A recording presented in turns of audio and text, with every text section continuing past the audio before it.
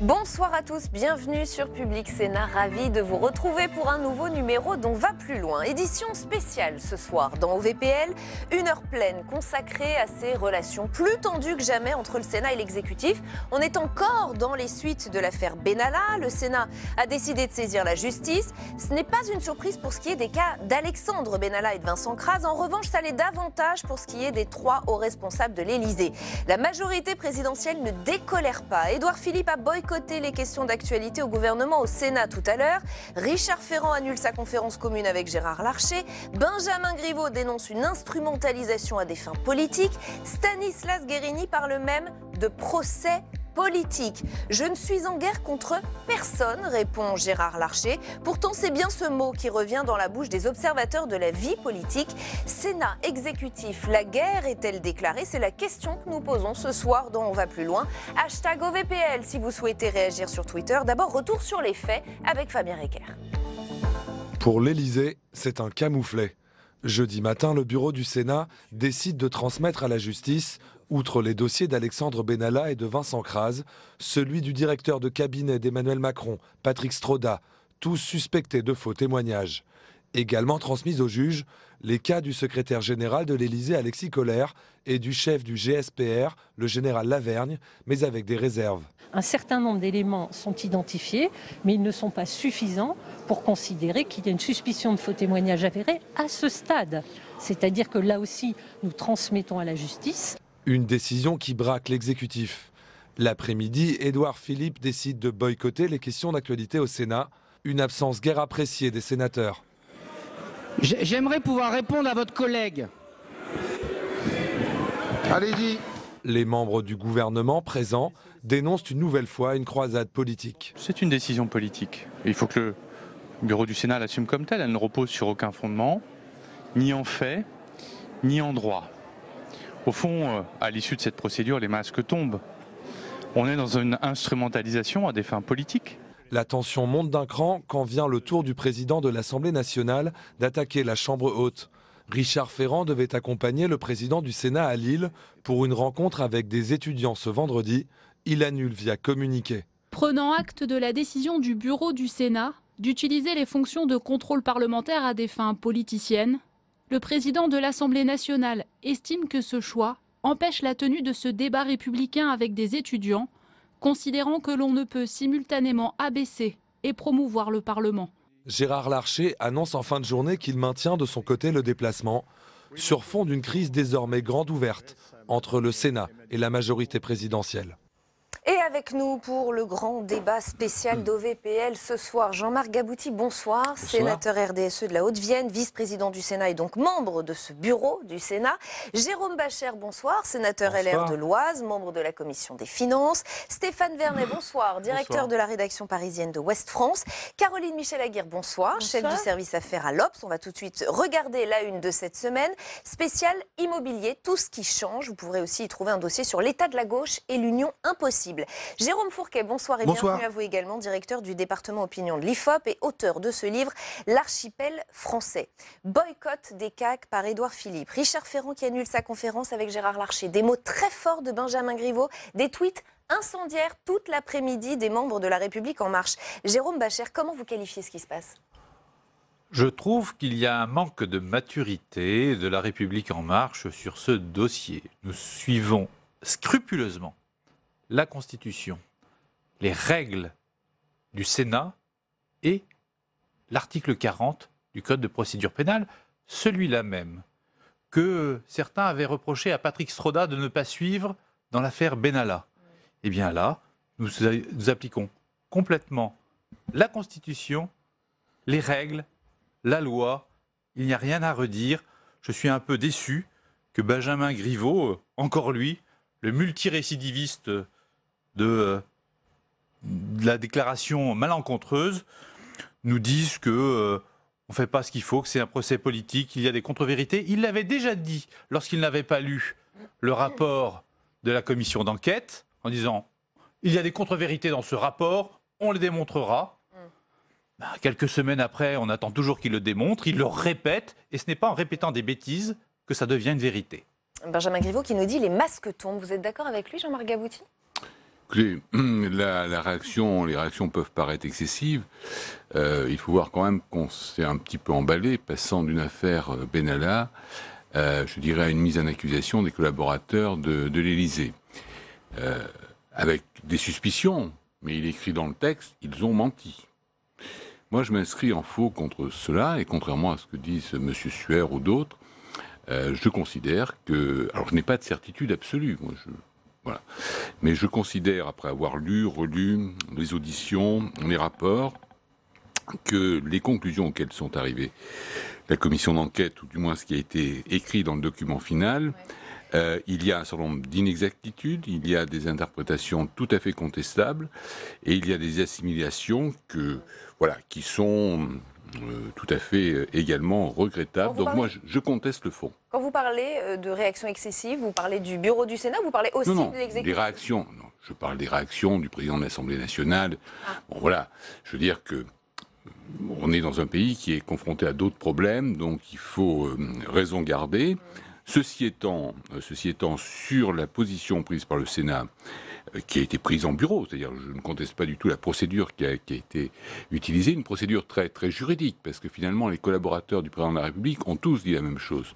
Sauf qu'il y en a un qui a fait référence à une circulaire de juillet 2017 et les autres pas. Donc ça a permis de le mettre un petit peu plus sur l'échafaud et les autres de gommer effectivement leur nom.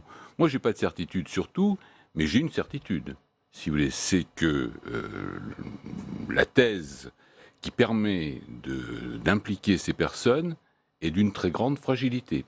Et il y aura peut-être un jour un effet boomerang pour le Sénat. Reprécisons quand même pour nos téléspectateurs, effectivement, il y a quand même des nuances dans la décision du bureau du Sénat. Patrick Stroda est envoyé devant la justice pour suspicion de faux témoignages. Mais pour Alexis Kohler et le général Lavergne, ce sont seulement les déclarations qui sont adressées au procureur. Il y a quand même de la nuance, de la mesure. Qu'est-ce que vous en pensez, Caroline Michel-Aguirre? Je pense que le Sénat a fait ce qu'il fallait et c'est à la justice de se prononcer. Il y avait un certain nombre de faits. Les faits sont assez indiscutables. Que ce soit M. Kohler ou M. Stroza de manière différente, mais M. Kohler en particulier, qui nous dit qu'Alexandre Benalla n'était pas le garde du corps d'Emmanuel Macron, alors qu'on a des photos, des images montrant qu'il se positionne à l'épaule, comme on dit, comme le siège du président. Deuxième chose, on nous dit... M. Kohler avait déclaré que M. Benalla ne s'était jamais occupé de la sécurité à l'Élysée. Alors là, nous avons pléthore de témoignages, y compris dans des enquêtes qu'on a faites, de syndicalistes, de membres du SPLD, donc du service de la protection, disant que Benalla s'était présenté à eux comme l'homme de Macron dans ce sujet de la sécurité. J'ai moi-même recueilli des témoignages de personnes me disaient qu'il assistait quasiment à toutes les réunions à l'Élysée. Donc de fait, il y avait un questionnement. Et je trouve que la séparation du pouvoir n'est pas respectée là par les membres de la majorité. Ils ont à respecter le travail de la justice. Et est-ce qu'on doit parler de surréaction de l'exécutif, Stéphane Vernet? Comment vous la voyez, cette réaction de tous ces membres de La République En Marche, de la majorité présidentielle? Alors, plus que l'exécutif, c'est la majorité présidentielle là, qui est en question, avec des choses quand même qui sont assez saisissantes, parce qu'on a évoqué les propos de Benjamin Griveaux, mais vous avez le président de l'Assemblée nationale, Richard Ferrand, qui parle qui dit, ce qu'on a vu dans votre sujet, que les fonctions de contrôle parlementaire du Sénat avaient été utilisées à des fins politiciennes. Je trouve que c'est grave, les propos sont très forts et on voit bien que les actions ou les réactions qui ont été mises en place dès aujourd'hui sont quand même d'ampleur. On a l'impression, alors vous utilisez le terme de guerre entre l'exécutif, mais on a surtout l'impression d'assister au bal diplomatique qui précède justement les déclarations de guerre avec les postures. Quand on voit Richard Ferrand qui ne veut plus accompagner Gérard Larcher à Lille dans son déplacement, Édouard Philippe qui ne vient pas, on voit qu'il y a une réaction très forte qui est de la symbolique et en fait qui consiste pour La République En Marche à dévider la pelote qu'elle avait entrepris de dévider dès le début de cette affaire en disant il y a une tentative d'acharnement contre la personne du président de la République. La vérité des prix, c'est à la justice aujourd'hui de dire ce qu'il en est. C'est-à-dire que on est dans une affaire qui est en cours qui est en train de se judiciariser, ce qui a déjà commencé pour Alexandre Benalla. La présomption d'innocence, elle s'applique à tous les citoyens, y compris à Alexandre Benalla, y compris à Patrick Stroda et à tous ceux qui ont été cités. Et c'est à la justice de faire son travail en toute indépendance, et ce dont personnellement je ne doute pas. Je voudrais en revenir à cette définition de la situation, Jérôme Fourquet. Comment vous voyez cela? On a parlé de crise ouverte, vous voyez en titre, certains disent déclaration de guerre. Comment vous voyez cela? C'est une péripétie supplémentaire qui vous dites? Ouais, non, mais qui s'abat. Je suis assez d'accord. Qui s'abat sur le gouvernement, un gouvernement qui pensait avoir repris la main depuis le lancement du grand débat.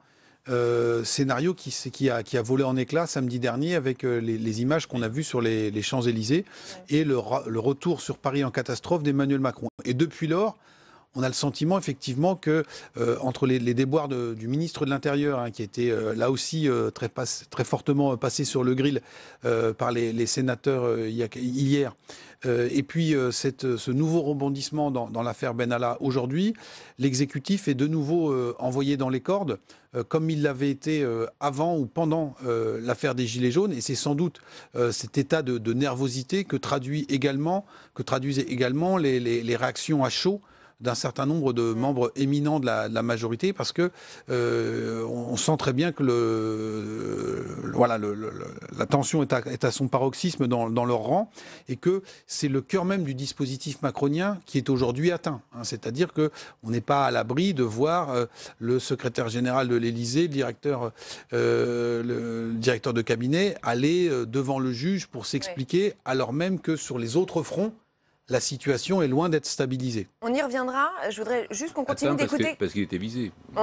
Je voudrais qu'on écoute quelques autres réactions. Les co-rapporteurs de la commission d'enquête disent se plier au droit, rien qu'au droit. Notre journaliste Tam Tranu a pu interroger tout à l'heure Jean-Pierre Sueur, dont vous parliez. Et lui, il l'assure, il n'a fait que son travail de parlementaire. On l'écoute et je vous fais réagir ensuite. Est-ce qu'on veut que dans ce pays, il y ait un pouvoir de contrôle du Parlement ? Si on veut qu'il n'y ait pas de pouvoir de contrôle du Parlement, qu'on le dise.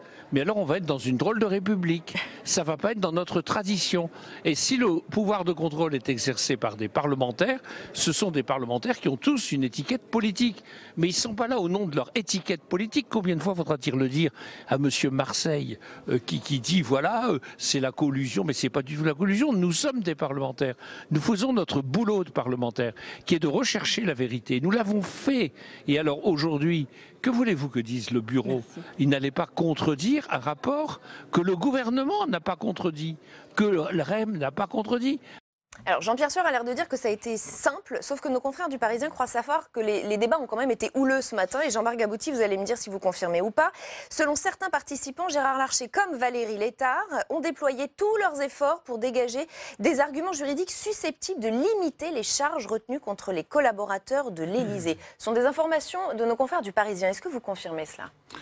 Écoutez, Gérard Larcher et Valérie Létard, qui n'étaient pas tous les deux dans la position peut-être la plus confortable, ont essayé d'avoir une ligne directrice qui était le droit. Oui. Et ils ont été amenés à séparer M. Stroda des autres, puisque le nom de M. Colère et de Gérald Lavergne ont disparu, uniquement sur un fait. C'est-à-dire que ils ont considéré que M. Stroda faisait référence à 3 missions de M. Benalla, alors qu'il y en avait 5 dans la note. Sauf lorsqu'on regarde, en réalité c'est exactement la même chose, mais ça c'est mon point de vue personnel. Et donc en disant, les autres n'ont pas cité la note, donc on les écarte. Mais on voit bien qu'ils ont essayé de tempérer, c'est ça la question. Parce qu'ils étaient dans l'embarras, parce qu'ils savaient que ça allait être un coup de tonnerre. Ils étaient forcément à la recherche, je le regrette, mais il y a des tensions politiques qui ont existé, je ne les connais pas toutes. Ils étaient à la recherche du compromis impossible. Compromis impossible parce que c'était difficile, c'est vrai, de dire qu'ils ne m'ont pas suivi dans ce que j'ai exposé, puisque je dis que la Commission commet un certain nombre d'erreurs. Moi, je ne vais pas prétendre, je ne vais pas dire la Commission a menti, mais je reste au niveau de l'erreur. Bon. D'erreur d'appréciation et de ne pas avoir approfondi un certain nombre de choses. C'était difficile d'aller contre ce qu'avait fait la Commission, puisque ça avait été rendu public et ça avait été approuvé, même si tout le monde n'avait pas détaillé, tout le monde a bien participé. approuvé à l'unanimité, moins 3 abstentions. Moins 3 abstentions. 3 abstentions, pas des votes contre. Ce n'est pas une 3 abstentions. Ce n'est pas une approbation, c'est une autorisation de publier. Exactement. Sauf que, je veux dire, les gens ont l'autorisation de publier, ils ont ça en réunion, et on leur demande l'autorisation de publier un quart d'heure après ou une demi-heure après. Ça n'a pas été le cas de cette commission. Non, ça n'a pas été. Le document d'autorisation de publier, ils l'ont pas étudié pendant 3 semaines. Bon. Donc l'autorisation de publier, ok. Il y a des gens qui ont eu la surprise de découvrir, c'est le cas de... je dirais du président du groupe de l'Union centriste qui est membre de la commission des lois, de découvrir le texte dans le document. On va laisser réagir Voilà. Jérôme Bascher peut-être. Donc voilà, donc moi je crois qu'en droit, le bureau du Sénat a fait ce qu'il pouvait. Il y a eu des échanges qui sont restés apaisés, corrects, chacun se respecte au sein du bureau On a du Sénat. senti que la situation était Mais vraiment compliquée. si vous voulez, sur le fond, je pense qu'il y a des faiblesses. Moi, je ne souhaite pas que ça revienne comme un effet boomerang dans le Sénat, parce que je défends l'institution, et je respecte beaucoup mes collègues du bureau, et en particulier le président Gérard Larcher, mais je pense qu'on fait une erreur. Jérôme Bascher. Non, je crois que le bureau s'est exprimé, chacun a défendu sa position, le rapport avait été publié, adopté, il était pluridisciplinaire, pluricoloré, il y avait vraiment tout le monde autour de la table. À chaque fois, ce qui a été surprenant, c'était effectivement le fait qu'à chaque fois, on apprenait des choses supplémentaires. Et ce qui est estimé par la commission d'enquête, je crois, et c'est comme ça que j'ai compris le communiqué de presse de la présidence du Sénat, c'est que dorénavant, c'est à la justice de pouvoir enquêter plus loin. Le Sénat n'a pas des pouvoirs d'enquête judiciaire, il ne va pas sur pièce et sur place faire une perquisition, il ne fait pas de garde à vue, il n'a pas ces capacités-là. Sa capacité, c'est d'entendre sous serment et de demander des pièces. Et des pièces d'ailleurs, certaines, qui ont été demandées à la justice. Et la justice les a transmises. Il y a donc bien une bonne idée de la bonne séparation du pouvoir. Le juge a estimé que des pièces qu'il avait par devers lui devaient ou pouvaient être transmises à la commission d'enquête du Sénat. Tout cela est parfaitement respecté. Je comprends que cela puisse énerver. Mais si on veut défendre le Parlement, il faut aller jusqu'au bout.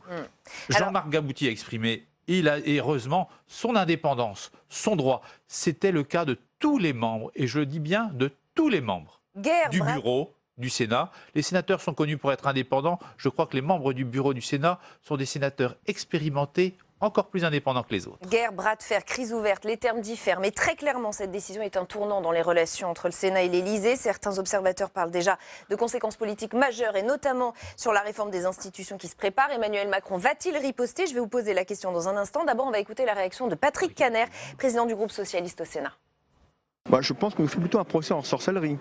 Est-ce que le Sénat dérange dans son rôle d'équilibre des pouvoirs?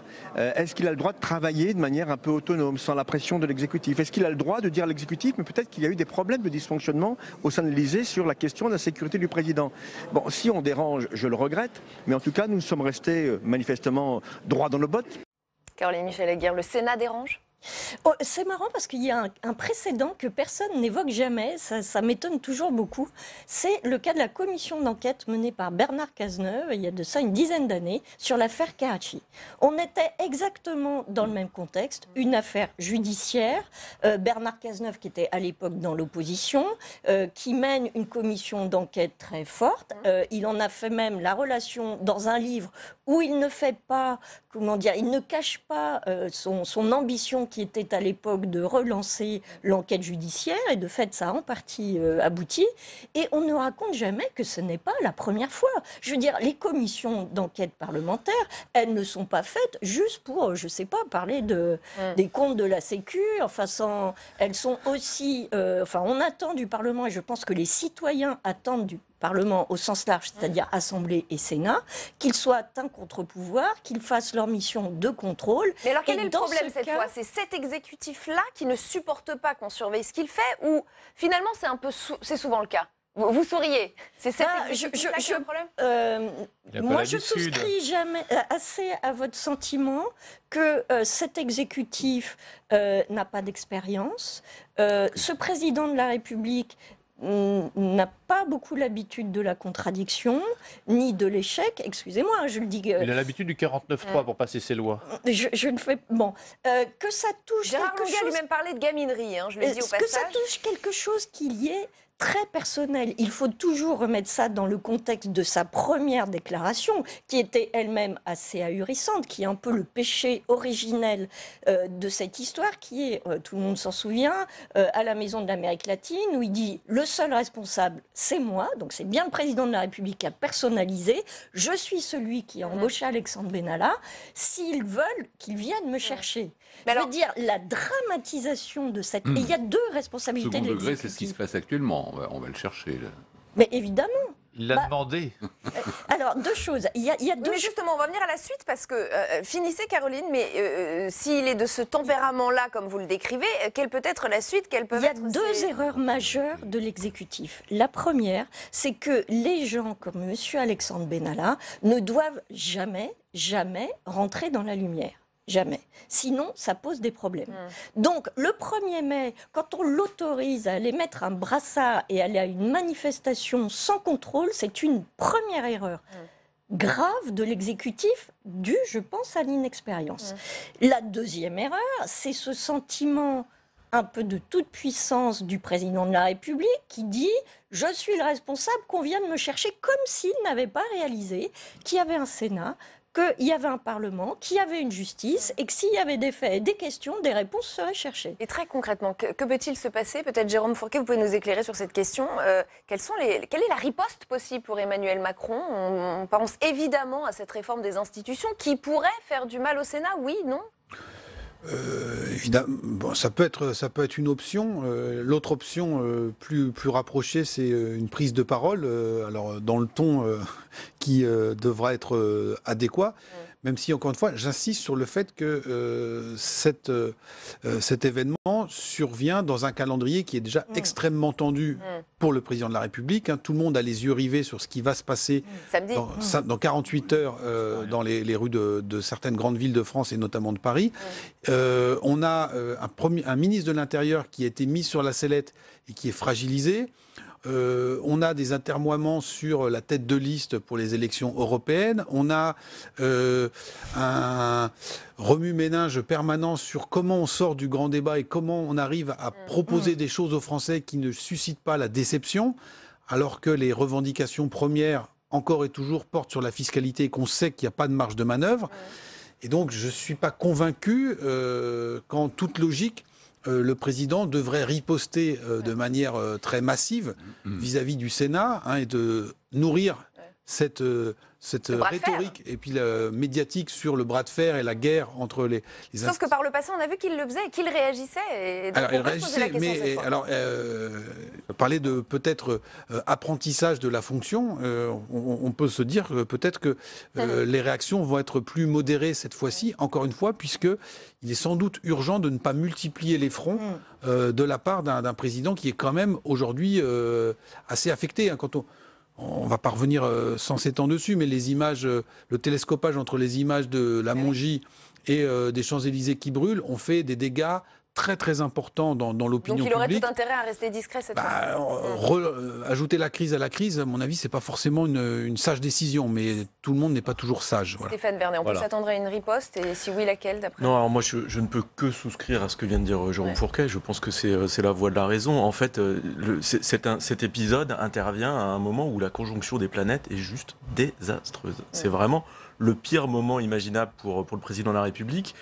Quel intérêt aurait-il à montrer les muscles, à essayer d'allumer un nouveau contre-feu, alors qu'il a bien d'autres choses éminemment plus ses équipes, graves, c'est pareil, et pourtant elles gérer. montrent les muscles. Oui, mais il y a un côté, il y a aussi une réaction, à mon avis, il y a une dimension épidermique dans la réaction, ce qui a été évoqué tout à l'heure, effectivement, qui est lié aussi au contexte d'une histoire qui dure, qui s'est déroulée sous forme d'un incroyable feuilleton. À chaque nouvel épisode, il y a des choses nouvelles qui sortent des tiroirs. Et la position de l'Élysée, de l'exécutif, la majorité présidentielle dès le départ, c'était quand même de dire ça n'est pas une affaire d'État. Oui, il y a peut-être eu une dérive, mais elle est de l'ordre de la faute personnelle et il n'y a pas de quoi en faire un plat. Sauf que plus on avance, c'est un poison. Oui, et puis qui se diffuse de manière spectaculaire. Et alors, Juste peut-être un élément sur lequel j'aimerais revenir, c'est que oui, effectivement, on a besoin que le Parlement exerce des fonctions de contrôle. On a besoin que le Parlement s'affirme, et je trouve ça plutôt très bien. Sauf que quand on parle du Parlement, dans le Parlement, il y a 2 chambres, il y a le Sénat et l'Assemblée. Et ce qui est en train de se passer, c'est qu'on assiste aussi à une fracture assez spectaculaire, en tout cas là, tout de suite, entre le Sénat et l'Assemblée. Or, on a besoin aussi, pour que les institutions fonctionnent bien dans ce pays, qu'elles puissent travailler en bonne intelligence. Et moi, je crains que ça ne laisse des traces sur le long terme, à un moment où on aurait plutôt besoin que l'institution soit forte, encore une fois, par rapport au reste du contexte. Alors, tout le monde veut réagir. Jean-Marc Gabouty. Oui, moi je crois qu'on est quand même dans une échelle totalement disproportionnée. Je ne vais pas vous critiquer, madame, mais vous évoquiez la commission d'enquête sur l'affaire Karachi au Pakistan, avec un certain nombre de cadres et d'ingénieurs français tués dans un attentat. Là, on est sur, je dirais, des imprécisions, des omissions, volontaires ou pas. C'est ce que dit la commission d'enquête. Des contradictions. Oui, il ne faut pas trop... Enfin, les contradictions, elles sont plutôt dans le rapport. Mais bon, ça, c'est mon point de vue. Mais sur des choses qui n'ont pas été complètement dites, c'est pas l'inverse qui a été dit, des choses qui n'ont pas été complètement dites. On reproche à M. Stroda d'avoir cité 3 missions pour Benalla au lieu de 5. À mon avis, il a cité les 5. Bon, je crois qu'il faut quand même ramener les choses à leur juste proportion par rapport aux problèmes auxquels nous sommes confrontés.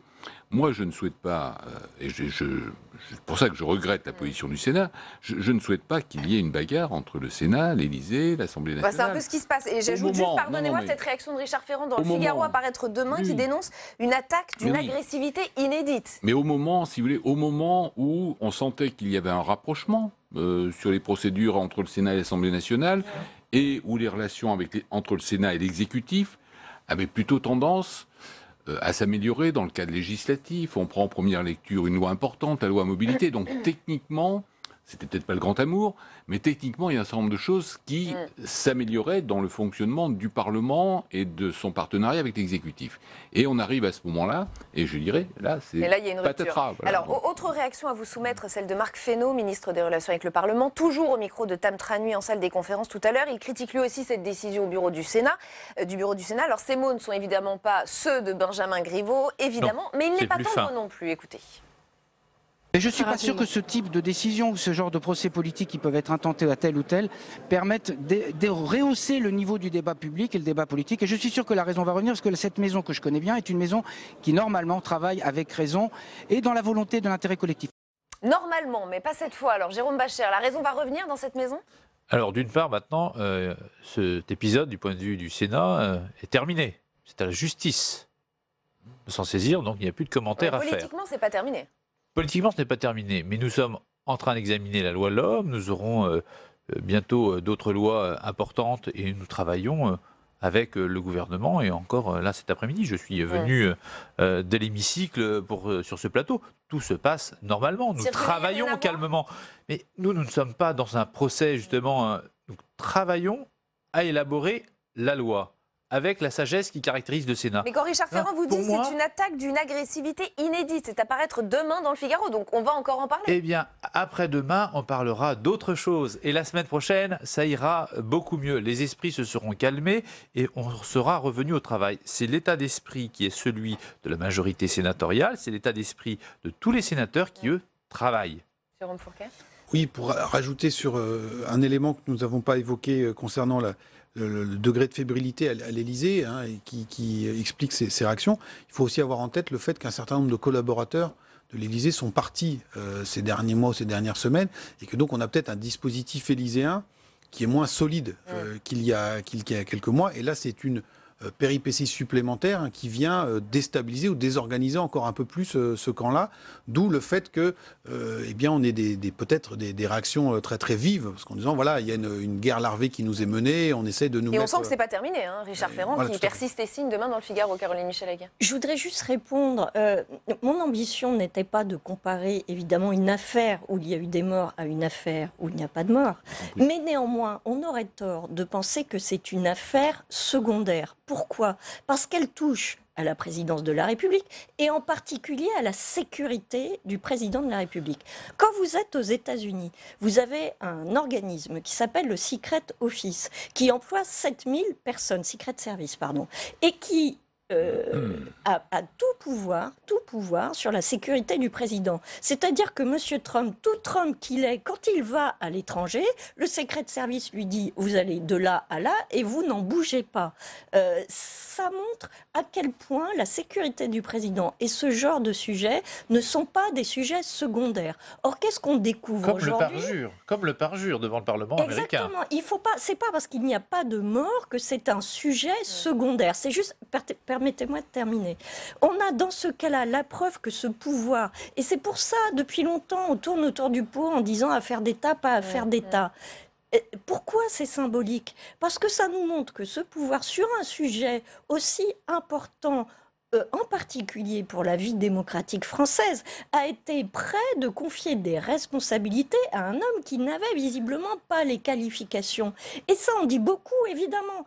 Dans le fond, on pourrait dire ça n'est pas si grave, mais aller aux États-Unis dans le même cas de figure, je n'en sais rien, je ne veux pas faire de... Après, est-ce qu'il faut suivre forcément le modèle bien sûr, mais je peux vous dire qu'il y aurait peut-être eu des procédures de destitution ou je ne sais pas quoi si Trump s'était lancé dans l'idée de déshabiller le Secret Service. Donc je pense qu'il ne faut pas, même si je ne mets pas sur le même plan, le traiter d'affaires secondaires. C'est ce que je ne conteste pas qu'il y ait eu des dysfonctions, si vous voulez, dysfonctionnements, pardon, avec la présence de M. Benalla à l'Élysée. Mais je veux dire que entre les dysfonctionnements et puis l'audition de personnes qui ne l'ont pas maîtrisé dans son parcours, qui ne l'ont pas suffisamment surveillé, ça je pense et c'est leur responsabilité. Oui, non, ça je pense qu'effectivement on peut leur reprocher de ne pas avoir été suffisamment vigilant par rapport au comportement de M. Benalla. Ensuite, sur le reste, il y a des choses qui me paraissent effectivement tout à fait contestables, et il ne faut pas, je dirais, grossir les reproches qui leur sont faits. On peut leur reprocher un manque de surveillance et un manque de vigilance à l'égard de M. Benalla.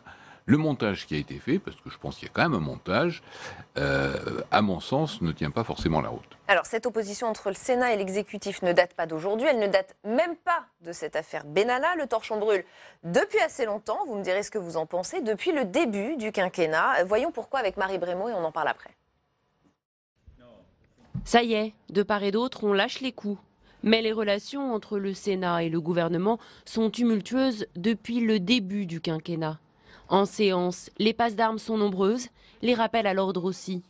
Mesdames et messieurs les ministres, je rappelle que je vais suspendre la séance, mais je rappelle à tous que c'est moi qui préside la séance, et moi seul. Les désaccords se succèdent au fil des mois, sur les territoires et leur représentation tout d'abord, sur la réforme des institutions également. Nous devons donc nous employer à ce que le Sénat, représentant les collectivités territoriales de la République, continue à incarner par sa composition l'ensemble des territoires de notre pays.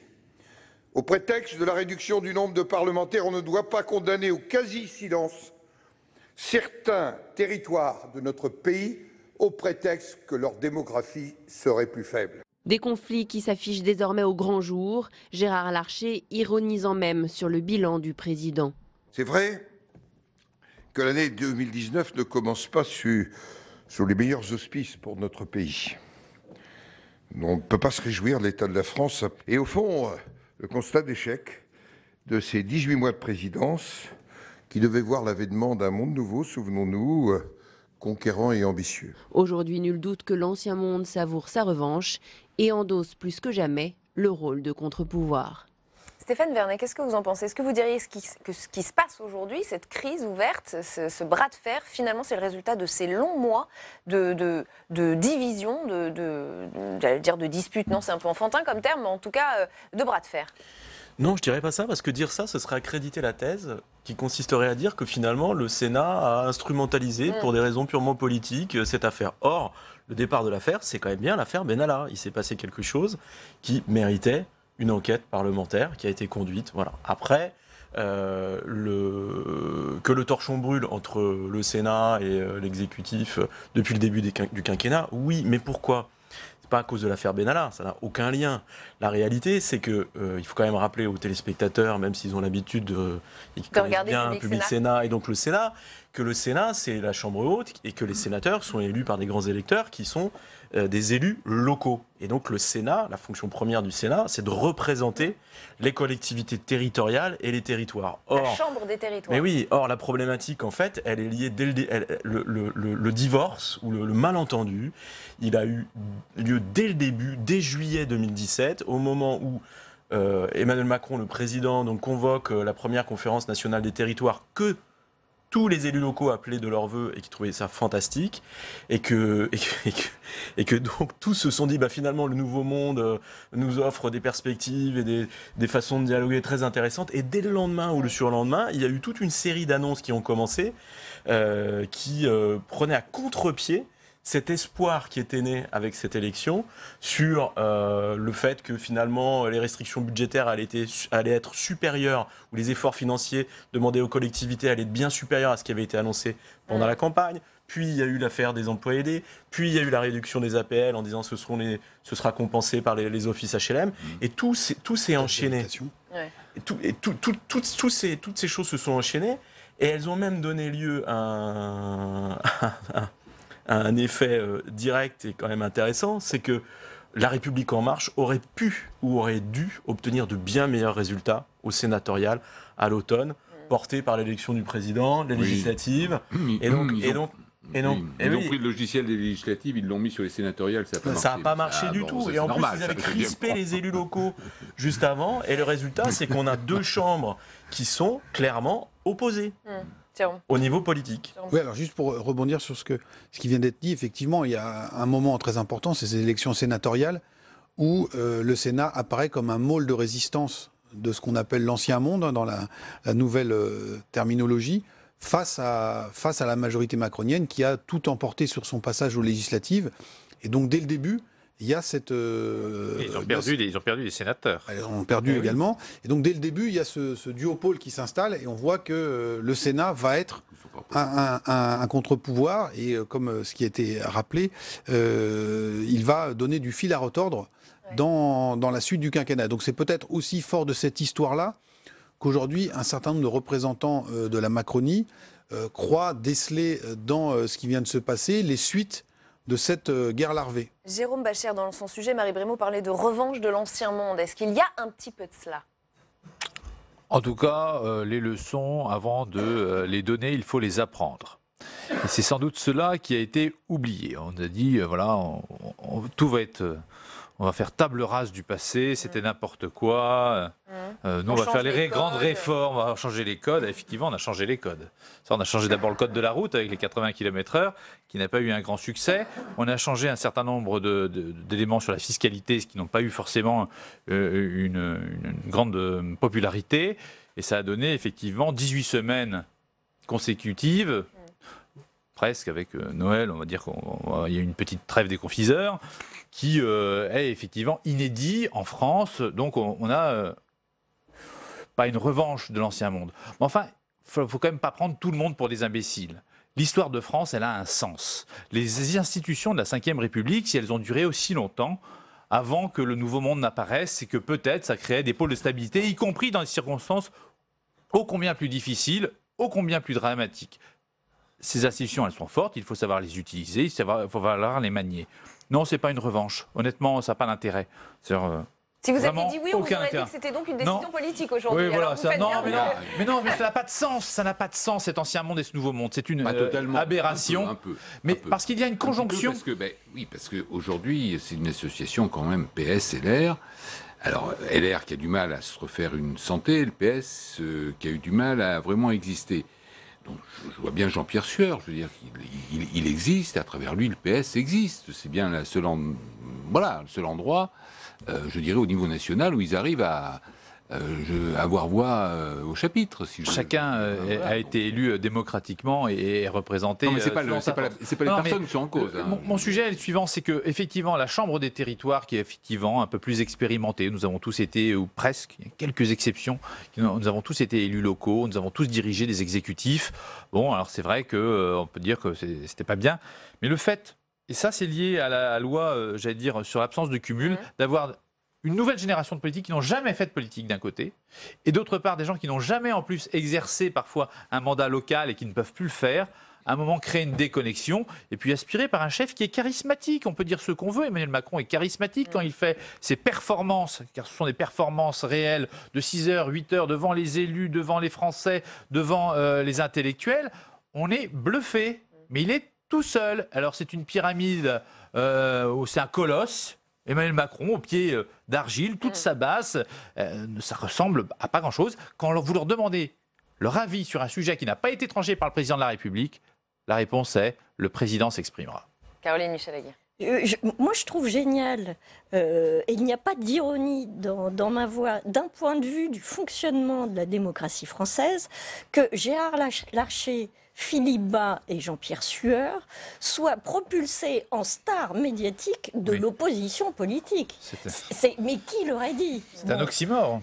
Moi, je trouve ça génial. Alors, pourquoi? Et sans doute qu'il n'y avait pas d'ambition. Je ne crois pas que Gérard Larcher, au départ, se disait « Tiens, je vais prendre la lumière, ça va être super. » Il n'y a pas besoin de ça. Bon, alors pourquoi ça arrive? Je vais dire je vais reformuler. Mais pourquoi vous trouvez ça génial? Parce que c'est ancien monde, nouveau monde? Non, je trouve ça intéressant parce que Emmanuel Macron, soit par un concours de circonstances, soit par une très grande habileté politique, et probablement les deux, a réussi à faire table rase, à éradiquer toute figure politique autre que la sienne. Il n'y en a pas au gouvernement, il n'y en a pas au Parlement.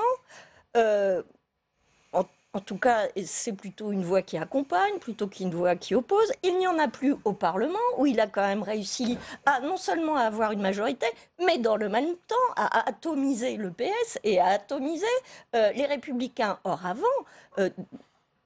dans l'Ancien Monde, on avait, et ça n'a rien à voir avec ce qu'est En Marche, mais dans l'Ancien Monde, vous aviez des députés socialistes et républicains avec une voix forte, une personnalité forte, et qu'on entendait. Et aux ministres, vous aviez des ministres avec des couacs en série, et ce que je veux dire par là, c'est qu'on avait une diversité de points de vue qui s'exprimaient. Ça n'a pas changé. Tout ça a été totalement rétamé, éradiqué par Emmanuel Macron. Que reste-t-il? Et le Sénat. Parce qu'il ne l'avait pas anticipé, qu'à aucun moment il s'est dit la révolution viendra de Jean-Pierre Sueur, de Philippe Bas et de Gérard Larcher. Et de Muriel Jourda. Et donc pourquoi je trouve ça génial? Parce que ça veut dire que notre démocratie, c'est là où je pense que l'Ancien Monde, Nouveau Monde, il faut quand même fortement relativiser. Il y a une constitution qui fonctionne jusqu'à preuve du contraire. Et malgré la tentation, soit d'un concours de circonstances, d'une volonté de quand même mettre tout le monde au pas, globalement, parce que c'est ça, eh bien, c'est comme les Gaulois, il reste le Sénat. Jérôme Fourquet. Si vous poussez un peu loin, dire c'est Papy fait de la résistance, c'est un peu ça. Vous parlez de qui? Je ne sais pas, chacun... C'est a coulé douce à Paris, du coup. Mais non, mais sur l'idée que peut-être les gens du Nouveau Monde n'avaient pas anticipé la capacité de résilience à la fois des institutions et aussi de personnalités qui étaient ancrées dans des territoires et qui représentent encore des choses. Et donc, c'est peut-être aussi pour cela que... il y a eu des très bonnes audiences aussi télévisuelles au moment de la retransmission de ce procès, etc. Parce qu'il y a toute une partie de la société française... Commission, pas procès. Même c'était une mission d'information. Attention là-dessus, non mais oui, mais c'est révélateur. Et qui ont suivi ça avec intérêt, parce que justement, il se passait quelque chose et que le scénario écrit à l'avance ne se déroulait pas comme il était exactement prévu. Et on a quand même envie de croire qu'ils l'ont fait un peu par conviction. Et je rappelle que maintenant le dossier est effectivement entre les mains de la justice. Ce ne sont évidemment pas les sénateurs, les juges. Ils ont exprimé une conviction à l'issue d'une enquête. Maintenant, le procureur a plusieurs options. Soit le classement sans suite, soit l'enquête préliminaire, soit l'enquête judiciaire. Stéphane Vernet, quoi qu'il arrive, ça va être une bombe à retardement. C'est une bombe à retardement pour Emmanuel Macron. Il aurait tout intérêt à déjà écarter les 3 collaborateurs, à les pousser vers la sortie. Non, pas du tout. En fait, c'est pas une bombe à retardement, c'est une bombe tout court. Encore une fois, mais si, parce que la conjoncture... Oui, mais alors maintenant que la justice s'en mêle, ça va quand même... Non, mais alors, si on était dans un autre contexte, où chacun avait raison de garder, etc. Enfin, une des façons, peut-être la meilleure façon de gérer tout ça, pour les membres de la majorité, ce serait de dire bon, le Sénat a bouclé sa commission, voilà sont ses conclusions, elles sont transmises à la justice, nous on est confiants. On sait qu'il n'y a rien. Mais d'où notre surprise face aux réactions. Et donc, on sait que ce sera classé sans suite. On sait que et finalement, le prendre les choses à bas bruit ou à minima aurait été, à mon avis, la meilleure Donc, qu'est-ce que ça prouve qu'ils sont fébriles, qu'ils ont peur mais oui, mais ils sont fébriles, mais pas forcément à cause de la commission. Encore une fois, ça intervient à un très très mauvais moment. On l'a dit à plusieurs reprises. Et qu'est-ce qu'ils savent? Les parlementaires d'En Marche, ils savent qu'il y a deux choses, il y a deux procès, où il y a le temps de la justice, et puis il y a le procès médiatique. Le problème de cette histoire, c'est qu'en intervenant maintenant, dans un contexte qui est particulièrement complexe, ils savent très bien que la machine médiatique va se mettre à tourner, et qu'on parle quand même de procédures qui sont un petit peu complexes, de dossiers qui sont un petit... Voilà, même Benjamin Griveaux, la première fois qu'il s'est exprimé, a reconnu qu'il n'avait pas lu le rapport. Je pense qu'il y a 99,99% des Français qui n'ont pas lu le rapport du Sénat. Mais chacun est en train de se faire un film ou d'avoir un avis sur les choses. Et finalement, le procès est fait avant même que la machine judiciaire se mette en route. Et c'est un procès médiatique. Il y a une déformation naturelle, spontanée de toute l'histoire. Et je pense que c'est là-dessus que la majorité présidentielle réagit très vivement, de manière très épidermique, en disant on va s'en prendre plein la figure, et du coup, d'où toutes ces réactions qui, à mon avis, sont disproportionnées et trop fortes, et qu'on n'aurait pas eu dans un autre contexte. Oui, parce que non, mais le mal est fait, si vous voulez. Je veux dire qu'à partir du moment où il y a suspicion, on le voit dans un certain nombre d'affaires, suspicion passe par le filtre des médias dans l'opinion publique, souvent comme suspicion égale culpabilité, de manière... même donc, si les journalistes ne le disent pas, je n'accuse pas les journalistes, mais simplement le fait d'en parler, il y a un résumé qui se fait, la réaction épidermique, et donc le mal est fait. Ensuite, effectivement, il faut attendre, et c'est là où je dis que si le procureur dit finalement il n'y avait rien à voir, ça sera un problème d'ailleurs pour le procureur lui-même. Le pétard mouillé revient devant le Sénat, quoi, je veux dire. Mais pourquoi pas seulement de l'impact médiatique? Pourquoi? Parce que depuis le départ, qu'est-ce qu'on a eu comme départ à cause de cette affaire? Gérard Collomb, ministre de l'Intérieur. Bruno Roger Petit, porte-parole, mais on l'a oublié. Ismaël Emelien, l'éminence grise d'Emmanuel Macron. À chaque fois, il y a d'autres raisons, mais au fond, il y a un peu ça. Et encore hier et avant-hier, Michel Delpuech, le préfet de police, dont on nous explique qu'il aurait aussi payé l'affaire Benalla. C'est pour ça que je parle des 3 hauts collaborateurs de l'Élysée. Doit-il les écarter? Est-ce que ce ménage va continuer? Attendez, il n'est pas... ils sont nullement mis en examen. Il faut quand même dire les choses. Donc, si maintenant, d'habitude, vous savez, quand vous faites un article 40 du Code de procédure pénale, j'ai eu à en connaître, la personne qui est incriminée ne le sait pas. Parce que vous voyez qu'il y a un dysfonctionnement, quelque chose qui vous paraît illégal, et en tant qu'autorité publique, vous êtes obligé de le dénoncer au procureur. Donc vous ne commencez pas à écrire à la personne à laquelle vous pensez que c'est peut-être un escroc, un voyou, que peut-être tu es un escroc et un voyou, donc j'écris au procureur pour te le signaler. Non, certainement pas. Là, ces personnes le savent, elles ne sont pas du tout mises en examen, c'est au procureur de la République d'estimer s'il doit poursuivre ou pas. Vous disiez que vous aviez peur pour lui. J'ai peur pour lui parce que je connais ce procureur qui est un éminent magistrat, sauf qu'il vient du cabinet de Mme Belloubet. Et qu'il a fait une perquisition contestée. Et que donc, quelle que soit sa décision, elle sera mal interprétée par tous ceux qui veulent instrumentaliser la justice. Et ça, c'est bien dommage. C'est bien dommage, car c'est un procureur, je le dis, je connais par ailleurs, admirable, c'est un grand magistrat, et c'est pas une position facile qui est la sienne. Il obéit, je rappelle, le procureur, il rend compte au parquet, et donc en fait, au garde des Sceaux aussi. Je voulais juste compléter, je n'avais pas fini. Ce que vous disiez, est-ce qu'il doit écarter? Je n'en sais rien, parce que je n'ai certainement pas de conseils à donner au président de la République. Je voudrais juste constater qu'il n'a écarté personne, sauf les gens qui n'ont pas...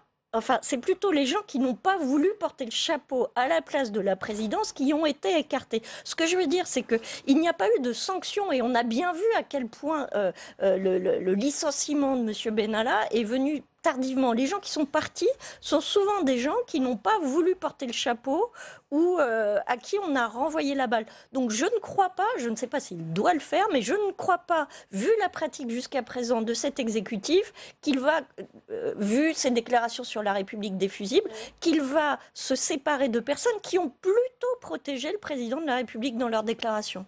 Alors, ça semble plus anecdotique, mais ça ne l'est pas tant que ça, et c'est le dernier point que je voudrais aborder avec vous. Parmi les autres conséquences politiques, il y a les tensions entre LR et les centristes. Hervé Marseille, qui est le président du groupe, vous me dites non, mais vous allez lire ce que dit Hervé Marseille, président du groupe des centristes, qui était contre cette décision du bureau du Sénat. Il ne mâche pas ses mots. Je prends acte de cette décision, mais je continue de penser que cette démarche était inopportune. Philippe Bas et Bruno Retailleau ont pris le bureau en otage. Face à un axe dur LR-PS que signe cette affaire, je m'interroge sur la solidité dans les semaines à venir de la majorité que nous formons, nous centristes, au Sénat avec les Républicains. Vous me dites non, Jérôme Bascher, mais c'est presque une menace, ça. Non, il a, il avait pris une position dans les médias, Hervé Marseille avant. La position qui ressort n'est pas totalement celle qu'il avait, mais le rapport de Valérie... Pas du tout, j'ai envie de dire. Mais le rapport de Valérie Létard, qui me semble est vice-présidente du Sénat issue de son groupe, a été juste le droit, rien que le droit. Et des voix ont été, vous l'avez dit tout à l'heure, je crois, je n'étais pas au bureau, contrairement à Jean-Marc Gabouty, il y a des solutions qui ont été trouvées avec une discussion.